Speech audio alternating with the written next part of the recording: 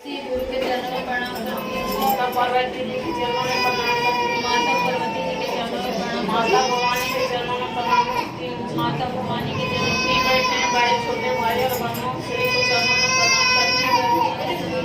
जल में देने वाली माता के चरणों में प्रणाम करती हूँ।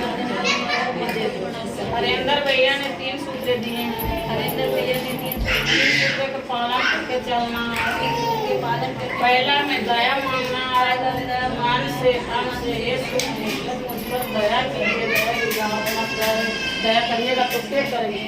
आप गुरु के गुरु महादेव के देव महादेव कालों के काल महाकाल है।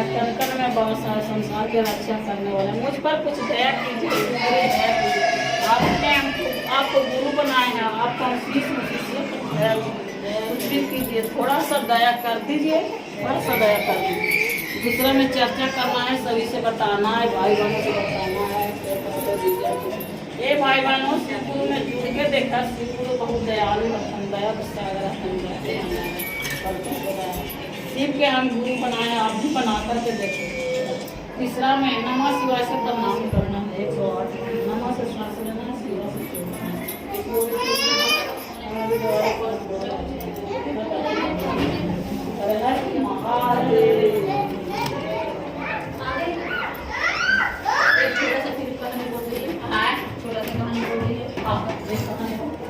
शिव गुरु कृपा का फल।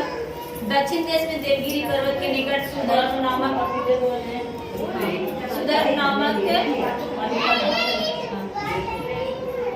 दक्षिण देश में देवगिरी पर्वत के निकट सुधर्मा नामक एक अत्यंत तेजस्वी तपोनीत ब्राह्मण रहता था।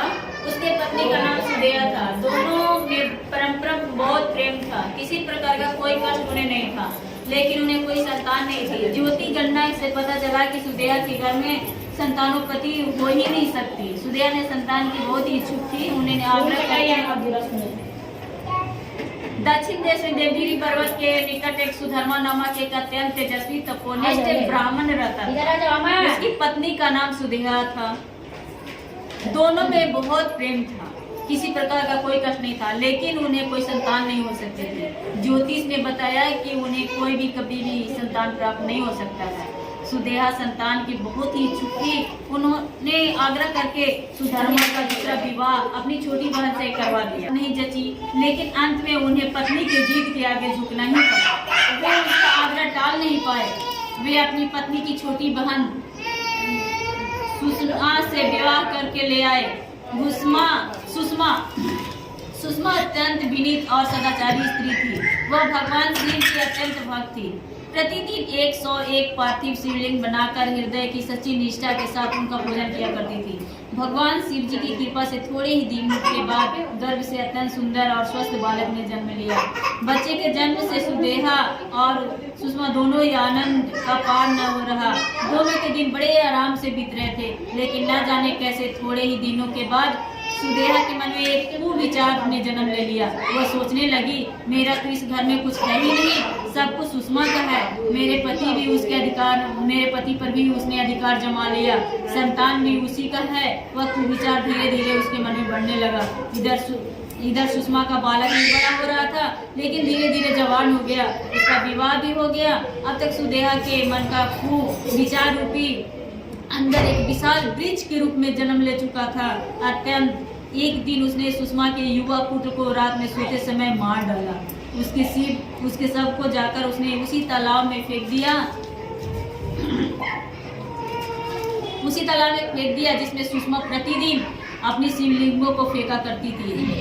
सुबह होते ही सबको इस बात का पता लगा। पूरे घर में कोहराम सा मच गया। सुषमा माँ और उसकी पुत्रपति दोनों सिर पीट कर रोने लगे। लेकिन सुषमा नित्य की भांति भगवान शिव की आराधना में तल्लीन हो गई, जैसे ही कुछ हुआ ही न हो। पूजा समाप्त करने के बाद वह पार्थिव शिवलिंग को तालाब में छोड़ने के लिए चल पड़ी। जब वह तालाब से लौटने लगी, उसी समय उसका प्यारा लाल तालाब के भीतर से निकल कर आता हुआ दिखाई पड़ा। वह सदा के भांति आकर सुषमा के चरणों में गिर पड़ा, जैसे ही कहीं आसपास से ही घूमकर आ रहा हो। इसी समय भगवान शिव भी वहां प्रकट हुए और सुषमा से वर मांगने को कहा। वसुदेव के घिनौने करतूत के कारण अत्यंत क्रोध हो उठे थे। उसने अपनी त्रिशूल द्वारा उसका गला काटने के उधर दिखाई दे रहे थे। सुषमा ने हाथ जोड़कर भगवान शिव से कहा, प्रभु यदि आप मुझ पर प्रसन्न हैं तो मेरी अभागिन बहन को क्षमा कर दें। निश्चित ही उसने अत्यंत पाप किया, लेकिन उस पर भी आप दया करिए।